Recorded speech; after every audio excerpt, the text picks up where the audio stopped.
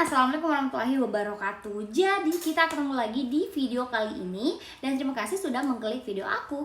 Dan video kali ini kita akan membahas tentang kisah seorang gadis yang bernama Adek Sarah. Dan minggu lalu kita sudah bahas tentang rumah sakit angker yang ada di Indonesia. Dan di sini sedikit mungkin bagi teman-teman yang belum pernah mendengarkan kisah dari Adek Sarah ini akan sedikit asing, akan sedikit familiar bagi kalian karena kisah ini sudah terjadi pada 9 tahun yang lalu. Jadi tanpa berbasa-basi lagi langsung aja kita ke ceritanya. Nah teman-teman, kalian masih ingat gak sih sama kisah atau kasus pembunuhan seorang mahasiswi bernama Adek Sarah? Kasus pembunuhan perempuan bernama lengkap Adek Sarah Angelina Suroto ini terjadi pada 9 tahun yang lalu. Nah teman-teman, sebelum itu kita ke latar belakang Adek Sarah dulu. Jadi Adek Sarah Angelina Suroto merupakan anak tunggal dari Pak Suroto dan juga Ibu Elizabeth Diana. Adek Sarah adalah alumni dari SMA Negeri 36 Jakarta.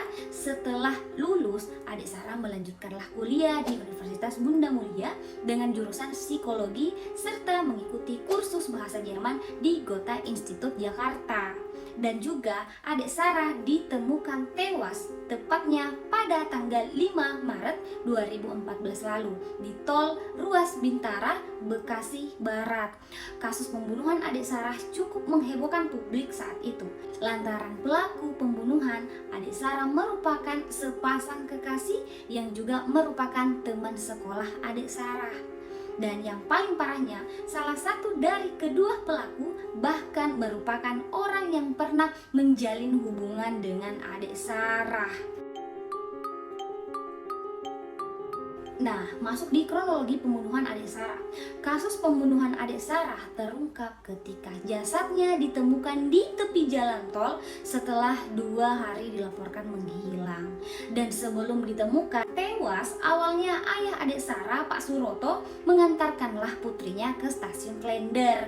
Itu pada Senin tanggal 3 bulan 3 2014. Ia berangkat dari rumahnya di Kelurahan Jati, Pulau Gadung, Jakarta Timur, ke stasiun menuju kampus. Dan rencananya Adek Sarah juga pergi les bahasa Jerman. Setelah dari kampus, pada hari yang sama, orang tua Adek Sarah lalu menaruh rasa curiga terhadap putrinya yang tidak diketahui keberadaannya sejak Senin malam.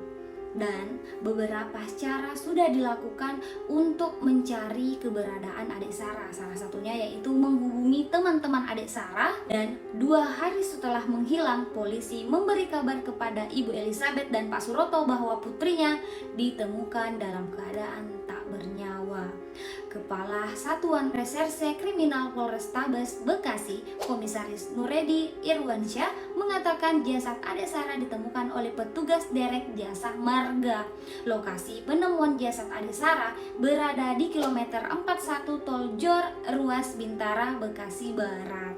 Dan diyakini Adek Sarah adalah korban dari pembunuhan orang-orang yang tak bertanggung jawab. Banyak proses yang dilakukan untuk mencari siapa pelaku pembunuhan Adek Sarah yang sebenarnya. Dan pada akhirnya pelaku pembunuhan pun terungkap. Dan juga Ibu Elizabeth dan Pak Suroto yang terpukul dengan kematian Adek Sarah mulai menemukan titik terang usai polisi meringkus pelaku pembunuhan putrinya.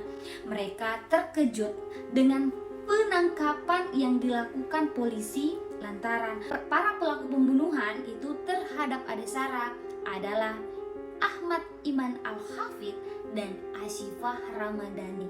Hafid berstatus sebagai mantan kekasih Adek Sarah yang kemungkinan menjalin hubungan asmara dengan Asyifah. Ya, jadi Adek Sarah dibunuh oleh mantan kekasihnya dan dibantu oleh pacar barunya yaitu Asyifah Ramadhani. Nah, masuk kan? Masuk. Oke. Lanjut, detik-detik penangkapan Hafiz juga diungkap oleh Kabid Humas Polda Metro Jaya saat itu. Pada tanggal 7 Maret 2014 disebutkan Hafiz melakukan hal tak terduga yang membuat polisi begitu mudah mengendus aksi kejinya. Jadi waktu itu Hafiz yang pada saat itu berusia 19 tahun ternyata sempat melayat jenazah adik Sarah yang dimakamkan di Rumah Sakit Dr. Cipto Mangunkusumo RSCM. Polisi yang berada di lokasi awalnya menanyai teman-teman adik Sarah termasuk Hafiz, dan pada saat itu dari situlah polisi mendapati keganjalan lantaran Hafiz memiliki bekas luka di tangannya. Remaja tersebut lantas diperiksa polisi dan di beberapa saat kemudian setelahnya mengakui bahwa ia membunuh adik Sarah bersama Asyifa. Rikuwanto membeberkan bahwa luka pada tangan Hafiz adalah bekas gigitan dari adik Sarah.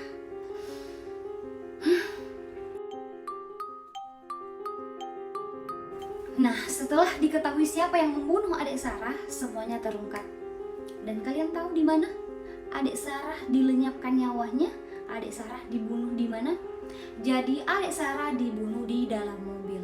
Sebelumnya adik Sarah dibunuh dalam mobil Kia Visto milik Hafiz.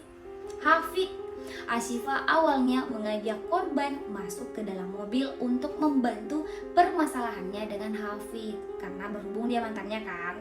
Terus terjadilah pembicaraan di antara ketiganya, dan setelah itu Hafiz bersama pacar barunya itu melakukan penganiayaan kepada adik Sarah. Pada saat itu adik Sarah minta keluar dari mobil, namun dicegat oleh sepasang kekasih tersebut.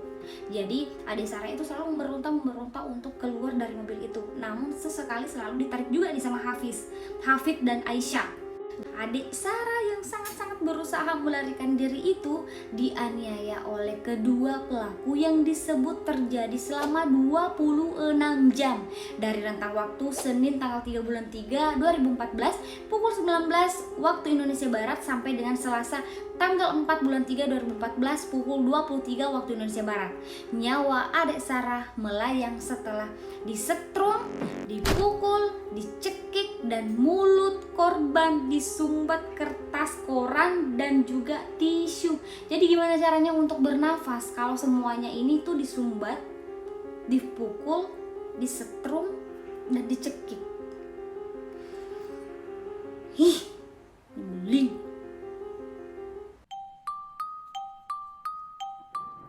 Sekarang masuk di motif pembunuhan adik Sarah.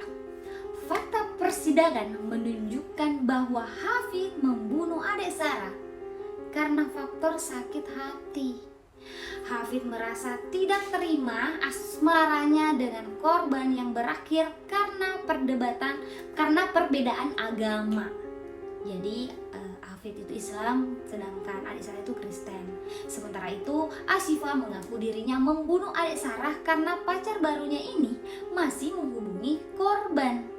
PN Jakarta Pusat yang mengadili Hafiz dan Asyifa menjatuhkan pidana penjara selama 20 tahun. Kedua terpidana tidak mengajukan banding, namun jaksa penuntut umum JPU melayangkan banding ke Pengadilan Tinggi DKI Jakarta. Dan kalian tahu juga hasil banding tetap menjatuhkan pidana penjara selama 20 tahun, tetapi JPU melanjutkan upaya hukuman lanjutan berupa kasasi ke MA. MA lantas memperberat hukuman Hafiz dan Asyifa dengan pidana penjara seumur hidup.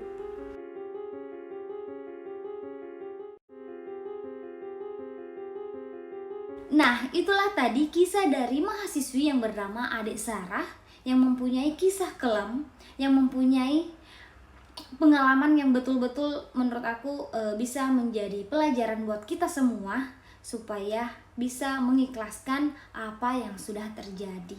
Jadi buat teman-teman nih ya, yang sudah punya mantan gak usah sakit-sakit hati, gak usah sakit hati kalau emang tidak dihubungi lagi sama mantan pacarnya. Ya, jangan sampai kalian berakhir tragis seperti ini. Oke. Dan juga buat teman-teman ya yang belum subscribe, langsung aja subscribe, like, dan komen. Dan jangan lupa untuk aktifkan loncengnya agar semua pemberitahuan aku langsung aja muncul di handphone kalian kalau aku lagi upload video gitu. Dan juga terima kasih buat teman-teman yang sudah klik video ini.